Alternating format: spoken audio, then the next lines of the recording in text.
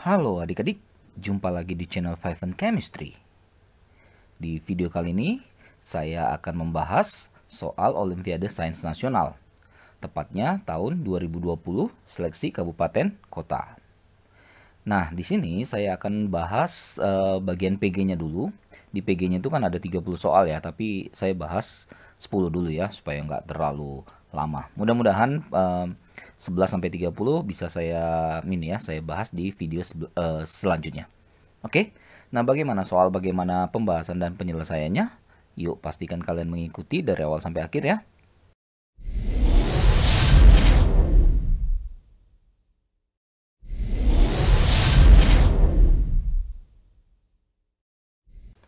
Oke, nggak usah lama-lama, langsung aja kita mulai ya. Ini dia soal nomor 1. Dalam suasana basah, logam kobalt CO mengalami oksidasi menjadi COOH3, natrium hipoklorit NaOCl direduksi menjadi NaCl.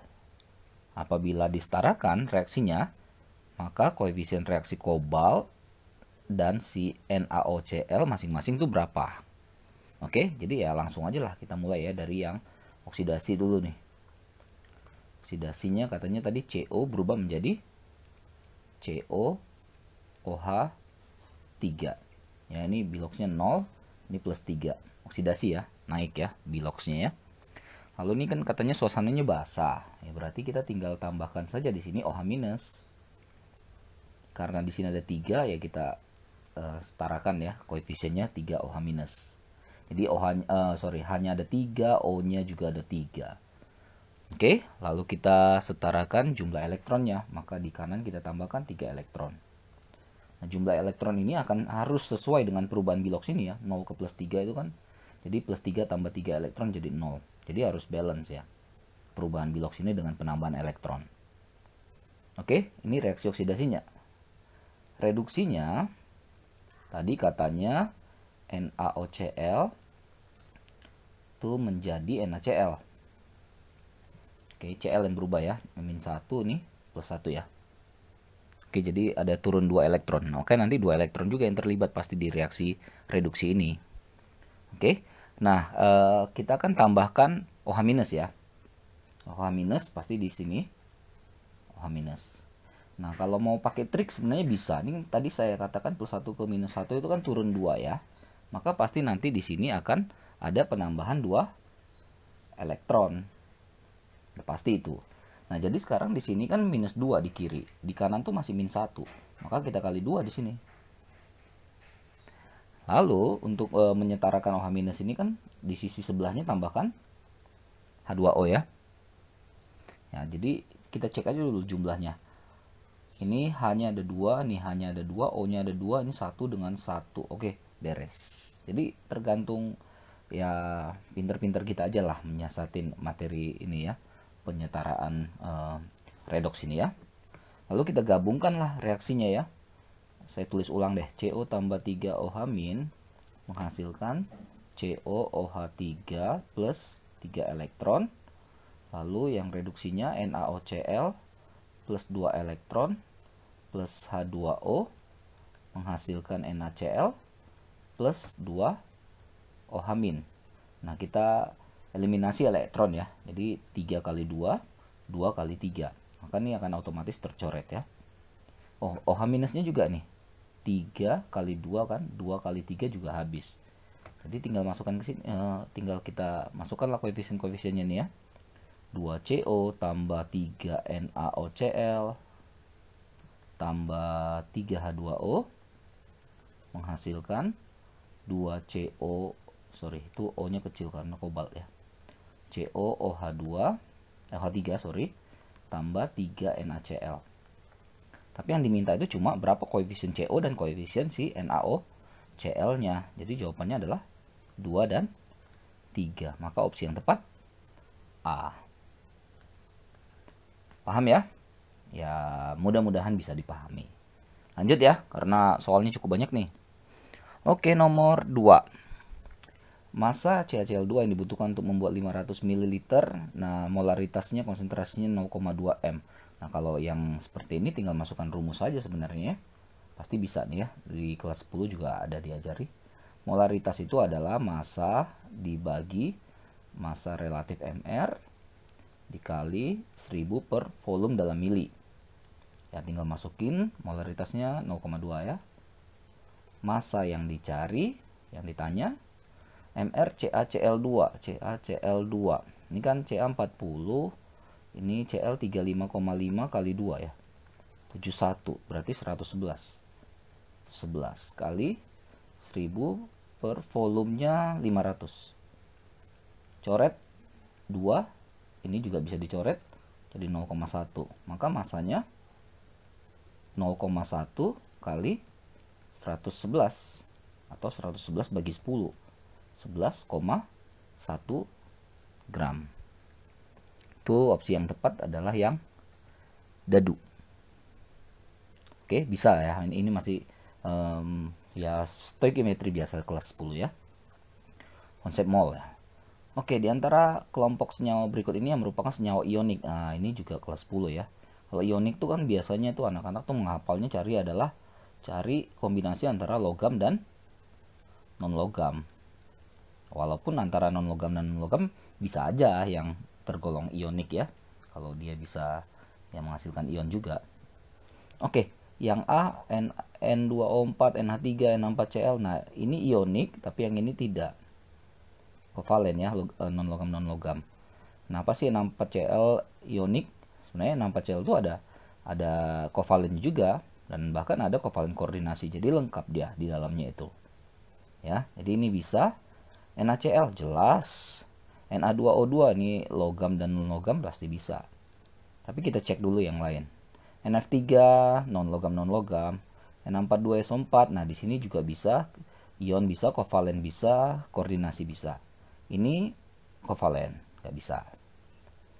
Lalu ASH3, AlCl3, PCl3. Ini PCl3 juga udah jelas non-logam ya. Maka ini kovalen. NCl3 kovalen, ini ion. Berarti ini yang membuat salah. Oke, jadi yang tepat adalah yang opsi B. Lanjut, nomor 4. Nah, ini stoikio nih ya, udah mulai ribet. Asam sulfat H2SO4 dibuat dengan mereaksikan 400 gram SO2, 175 gram O2, 125 gram H2O. Berlangsung menurut persamaan reaksi yang belum setara. Oke, pernyataan yang tidak benar. Harus hati-hati nih. Yang ditanya adalah yang tidak benar atau yang salah. Oke. Nah, jadi dalam stoikio itu udah pasti yang pertama dilakukan itu adalah menyetarakan reaksinya. Kalau reaksi udah salah, artinya nggak setara. Jadi ke bawah itu udah nggak usah dicek lagi, udah pasti salah sebenarnya. Oke, ini H2SO4.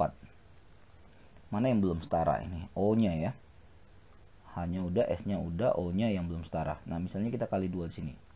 Jadi kan H-nya ikut terkali 2 ya. Kali 2. S-nya ikut terkali 2, kali 2. So, O-nya 4, 6, 8. Di sini 2 kali 4, 8. Wah, langsung setara. Oke, nah, jadi saya belum ngecek nih ABCD-nya apa, tapi saya langsung buat aja nih. Berapa mula-mula atau awal, berapa yang bereaksi, berapa yang bersisa di akhir. Oke, nah jadi saya cari molnya dulu ya. Si SO2 itu molnya berarti 400 dibagi S itu 32, O itu 16 kali 2 32 jadi 64 ya. 400 bagi 64, 6,25 mol. Lalu O2 katanya ada 175 gram per MR-nya 32 ya. Itu sebesar 5,469 mol. Satu lagi ada H2O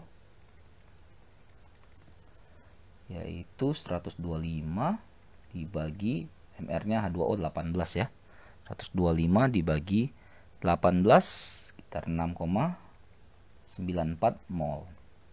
Nah, ini kita masukkan ke bagian mula-mula.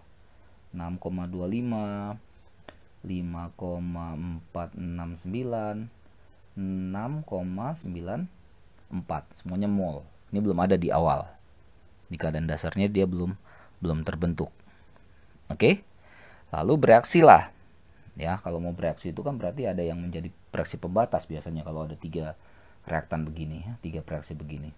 Dari reaksi pembatas masih ingat ya, dibagikan aja ke koefisien. Yang hasilnya paling kecil itulah yang merupakan reaksi yang habis. 6,25 bagi 2 itu kan sekitar 3,125. Oke. Nah, di sini 5,469 bagi 1 5,469. Lebih besar ini ya.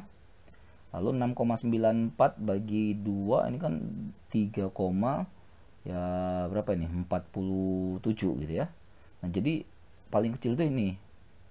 Ya, maka si SO2 lah yang menjadi reaksi pembatas. Reaksi pembatas artinya adalah reaksi yang habis. Habis itu berarti nggak bersisa. Nggak bersisa itu berarti berapa mula-mula, segitulah yang bereaksi. Gitu aja. Oke. Nah, kita cek yang A ini ya. Kita yang mulai, ini harus cek satu-satu nih, mau nggak mau. 6,25 mol SO2 ini benar ya. Berubah menjadi 612,5 gram H2SO4. Oke, ini kan di bagian R ini perbandingan mol, perbandingan koefisien ya. 2, koefisiennya sama, pasti molnya akan sama kan. Jadi ini 6,25 mol lah H2SO4 yang terbentuk.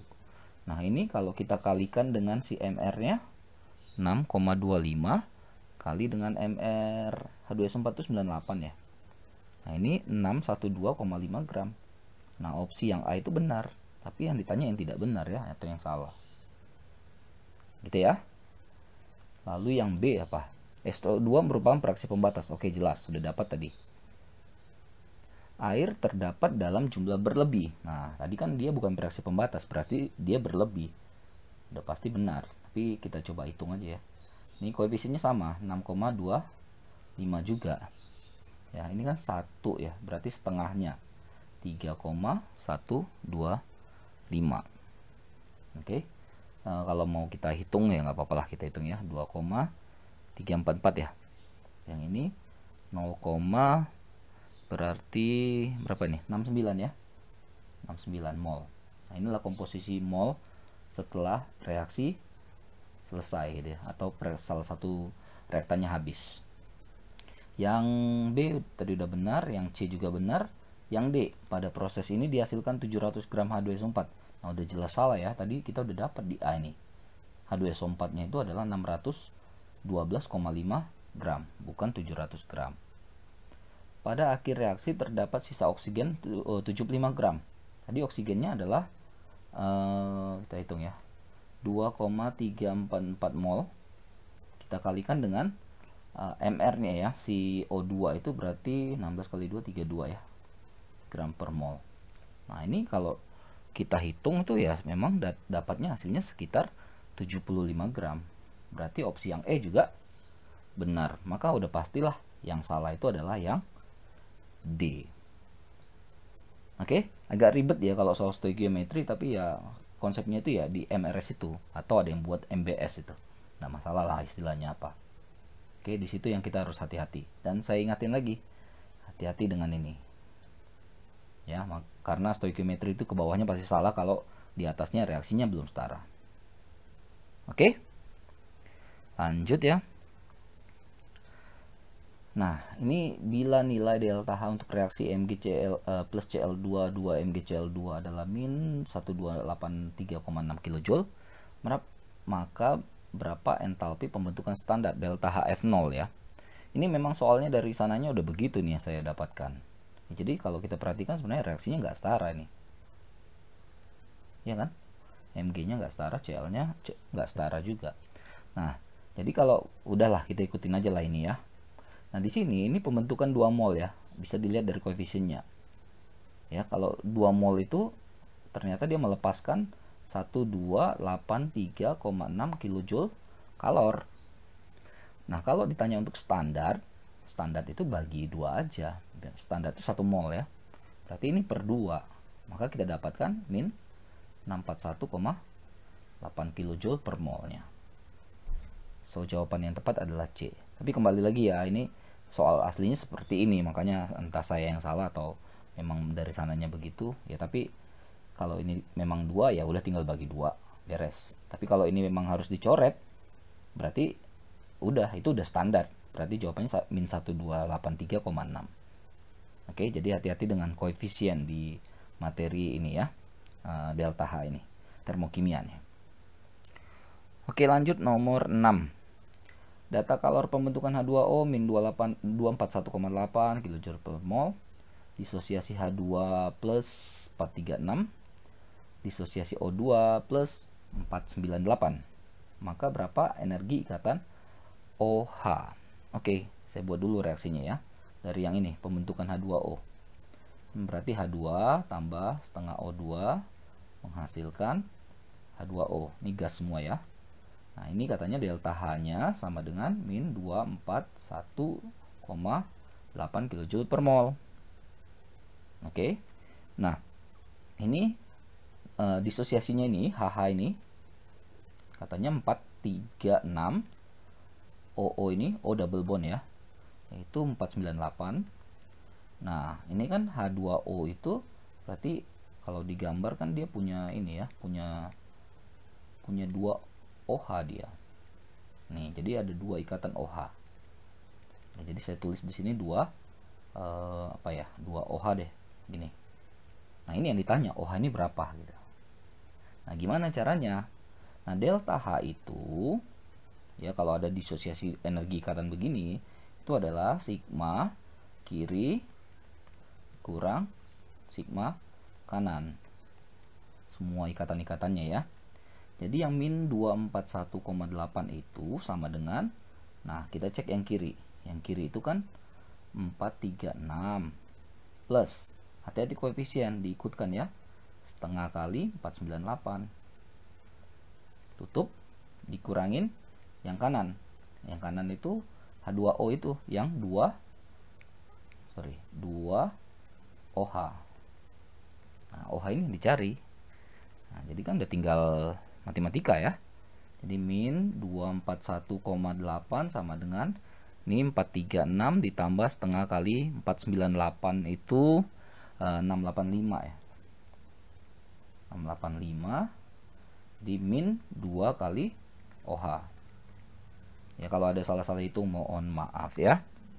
Lalu kalau kita pindahkan 2 OH itu pindah ke kiri, dia jadi positif ya. Berarti 685 tambah 241,8 ya. Ya kan? Jadi 685 tambah 241,8 itu berarti 926,8. Nah, sedangkan untuk yang OH-nya saja 1, berarti kita tinggal bagi 2 ini, dapatlah 463,4 kJ per mol. Opsi yang tepat adalah yang C. Oke. Lanjut. 7. Di antara serial bilangan kuantum berikut, kelas 10 ya, menjelaskan orbital 4F itu yang mana gitu. Ya, jadi bilangan kuantum itu ya, kalau 4F itu ini kan bilangan utamanya ya, M-nya sama dengan 4.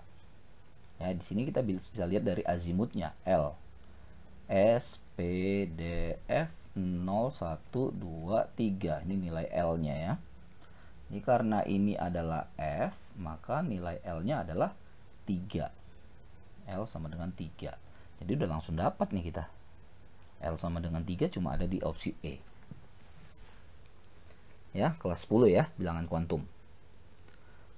Lanjut, di antara unsur berikut yang dapat membentuk ion bermuatan plus 2 dengan konfigurasi elektron. Oke, jadi pas dia udah anggaplah X ya.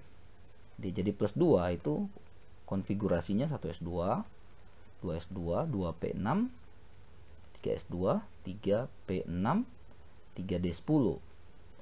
Ini sudah buang 2 ya, sudah lepas 2. Nah, yang ditanya itu sebelum lepas berapa gitu. Berarti 1s2, 2s2, 2p6, 3s2, 3p6. Hati-hati di antara 3p dengan 3d itu ada 4s. Karena lepas 2, masukkan 2 di sini. 3d 10. Total elektronnya 10, 10, 10 berarti 30. Ya, jadi unsur yang punya nomor atom 30 itu Zn. Beres. Ya, kan kalian ada tabel periodik pasti bisa dapat itu ya. Oke. Dua lagi ya. Di antara molekul atau ion berikut ini, yang isoelektronik adalah, isoelektronik, isonya sama ya, elektronik ya elektron. Jumlah elektron sama. Kita cek aja deh satu-satu dah. SO3. S itu berarti dia ada di golongan 6 ya. Dia nomor atomnya 16 tuh elektronnya. Tambah O itu kan 8 ya. 8 kali 3. 24 tambah 16 tuh 40 ya. Lalu CO2. C itu ada di golongan ini ya. Dia 12 berarti nomor atomnya itu ada 6, elektronnya 6 tambah O itu 8 kali 2, 16 tambah 6 22 ya. NO plus, N itu 714 berarti 7, ini NO2 ya. Oksigen itu 8 kali 2, tapi hati-hati ya, plus 1 ini artinya dia melepaskan atau dia melepaskan satu elektron. Oke, ya ada buang satu elektron di sini. Jadi min 1 begini. Berapa nih? 8 kali 2 16 kurang 1 15 tambah 7 22. Wah, ini sama nih. CO2 dan NO2+. Tapi kita cek satu lagi ya. ClO2 min. Cl itu kan 17 ya. 17 dengan 35,5 atasnya. 17 tambah 8 kali 2 min itu artinya bertambah, min 1 artinya bertambah 1. Berapa nih? 16 17 berarti ini 34 ya. Nah berarti yang sama ya ini CO2 dan NO2+, yang opsi yang C. Banyak opsi C ya. Oke, last one. Berdasarkan geometri molekulnya, bentuk molekul ya, di antara ion atau molekul berikut yang mempunyai momen dipol paling besar. Oke, momen dipol paling besar tuh bisa dikatakan dia paling ini ya, polar ya. Polar berarti bentuknya itu tidak simetris. Tidak simetris. Oke, jadi saya kasih gambar kalau yang ini ya. Nah, di sini saya kasih gambar begini. Jadi NO3 min ini segitiga datar ya, segitiga planar. Udah pasti dia non polar. Segitiga planar. Saya tulis saja ya, segitiga planar atau datar. Nah, S seperti ini kan udah jelas nih ya. Ini punya PEB-nya 1 ini menekuk di sini, menekuk ke sini sehingga ini tidak simetris. Ini polar ya. Oke, bengkok ya bentuknya. S-nya 4. Nah, ini kita lihat nih tetrahedral ya. Tetrahedral. Nah, ini kan simetris ya. Non polar. Lalu ini juga ini BF4 min, harusnya BF3 biasa ya, tapi muncul min 1. F min 1 masuk. Jadi BF4 min. Nah, ini jadi bentuknya tetrahedral juga jadinya. Nah, ini simetris berarti non polar. Oke. PCl5 ini segitiga B ya, ada B-nya, B piramida. Ini simetris juga. Dia ada aksial ekuatorial di sini, simetris dan juga non polar. Maka yang punya dipol paling besar yang paling polar, berarti yang paling polar ya udah jelas yang ini ya, SO2. Maka jawaban yang tepat opsi yang B. Oke, sampai di sini dulu ya pembahasannya soal PG nomor 1 sampai nomor 10 Olimpiade Sains Nasional 2020. Nanti untuk 11 sampai selanjutnya akan saya buat di video yang selanjutnya juga. Oke, mudah-mudahan bermanfaat, mudah-mudahan bisa dipahami. Maaf kalau ada kesalahan penulisan ataupun pengucapan. Cek terus, update terus video-video terbaru lainnya di channel Five and Chemistry. Sampai jumpa dan bye-bye.